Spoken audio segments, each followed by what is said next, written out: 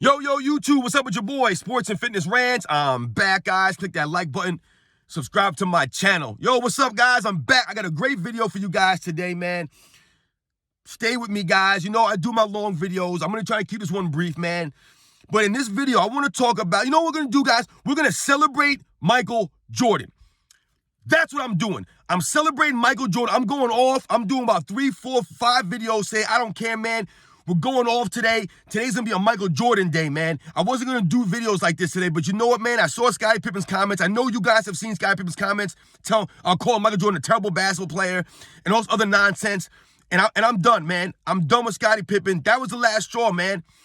I got nothing left for Scottie Pippen, man. And in this video, we're going to celebrate Michael Jordan, man. We're going to strictly think about Air Jordan, the Air that we've all forgotten about, that we've all taken for granted, and that we're letting people disrespect. So all the NBA fans, all the Michael Jordan fans, stand up, man. Stand up, guys. Goodness gracious, man.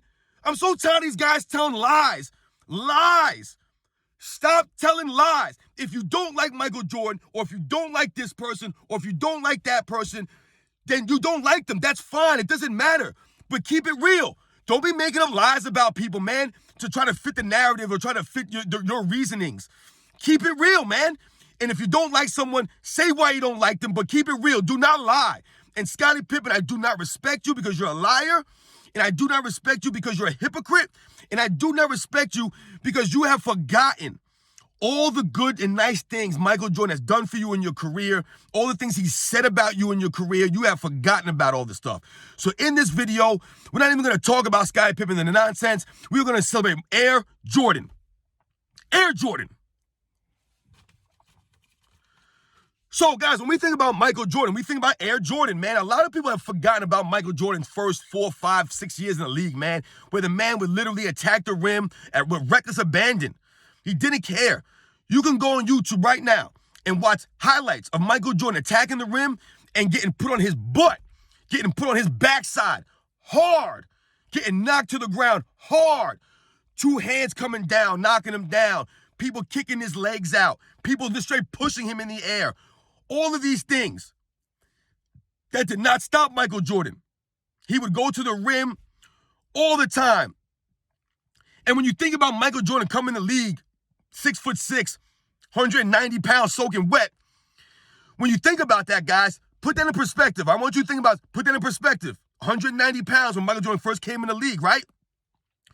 You guys know how much Steph Curry weighs? 190 pounds. So when people talk about Steph Curry at 6'3" or whatever he is, weighing 190 pounds, and someone like Michael Jordan coming at 6'6", weighing 190 pounds, when you think about that, put that into perspective, guys. They used to call Michael Jordan the skinny kid from Wilmington. Air Jordan was dunking on 7 foot, 300-pound guys routinely at 6'6", 190 pounds. Think about that, ladies and gentlemen. Could you imagine stretching Steph Curry out 3 more inches and him going to the rim and dunking on legit 7 foot, 250, 270, 280, 300-pound players? Could you imagine Steph Curry doing that? That's what Michael Jordan was doing. He was doing that. And what he was doing, people couldn't believe. The Bulls sold every ticket. They're sold out every year to watch Air Jordan. People bringing in telescopes to see Michael Jordan, to see his highlight dunks. And they never seen that. Not even Dr. J was doing that stuff, man. And Dr. J is way bigger than Michael Jordan. Air Jordan, man.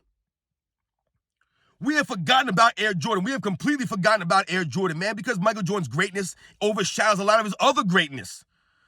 And Air Jordan gets overlooked because we often talk about the championships and, you know, we talk about the stats and we talk about the accolades, right?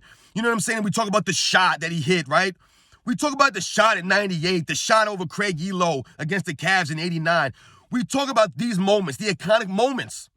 The shrug, the switch hands layup against the Lakers in 91. But we have forgotten Air Jordan. We have forgotten about Air Jordan. We have forgotten about what the man used to do to people. What he would do to the rim. Yo, there are videos of Michael Jordan shattering a backboard. Michael Jordan shattering backboards at 190 pounds. I believe it was in Italy. I saw a video of him shattering a backboard. Shattering a backboard. That's the kind of power that Michael Jordan was dunking with, man. It wasn't just a beauty. It was also power.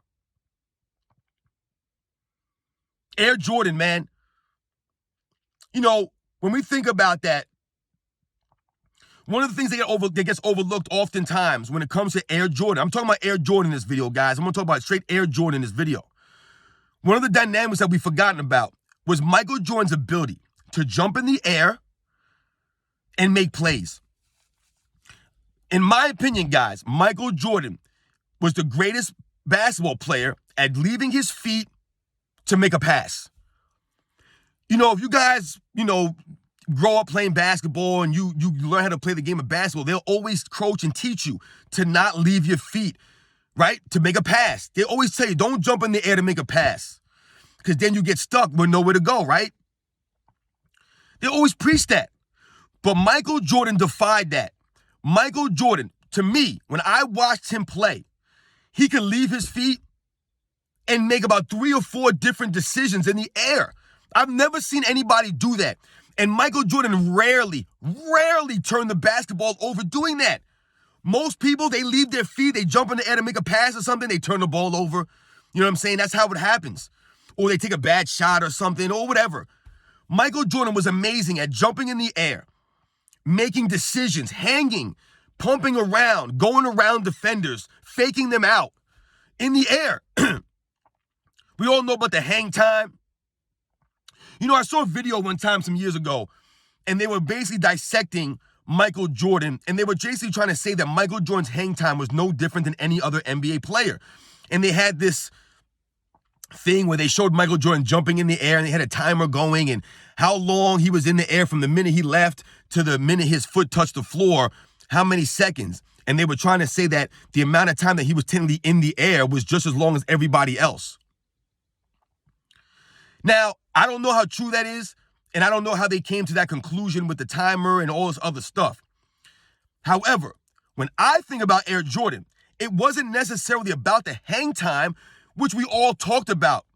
It wasn't necessarily that I thought he was hanging in the air longer than anybody. What it was is he was able to contort and move his body, change levels, change angles into a way that I've never seen anybody else do.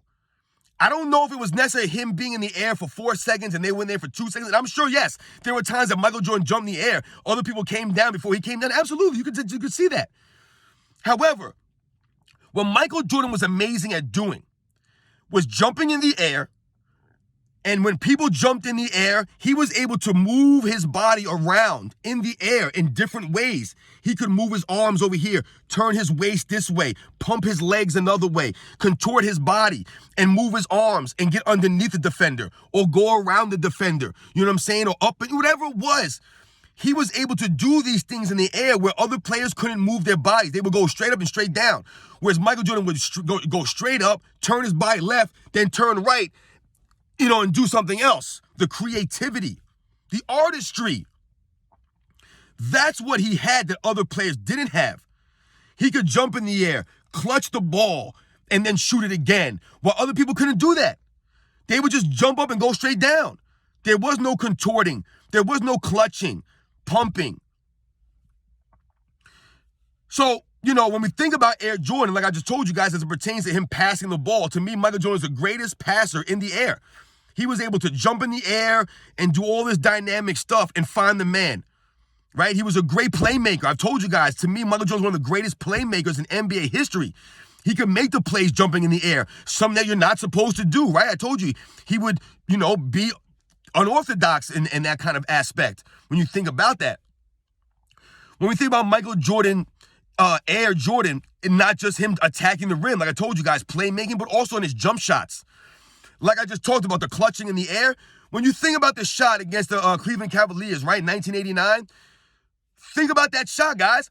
He clutches that shot. He literally clutches it and then shoots it. You know how hard that is to do? That's very hard to do, man, especially if you look at the dynamic that he had to run and stop that way and then clutch that shot and hit it. Michael Jordan was a master at that clutch shot, or that pump shot, whatever you want to call it. He was a master at that, especially those first 3-4 years in the league. He would use that shot routinely on people where he would jump. Guys would jump to try to block it. He would clutch it. He would clutch it and then shoot the ball. He routinely did that. Routinely. He was amazing at that. Air Jordan, guys, right? It was just so amazing, man. The creativity, the artistry, man. Michael Jordan floating in the air, clutching the ball, pumping it, moving the ball here. He was able to manipulate the ball because he had such large hands, right? He had those freakishly large hands, Michael Jordan. He was able to control the ball in the air and do things with it in his hand that other players just simply couldn't do. They just couldn't do it.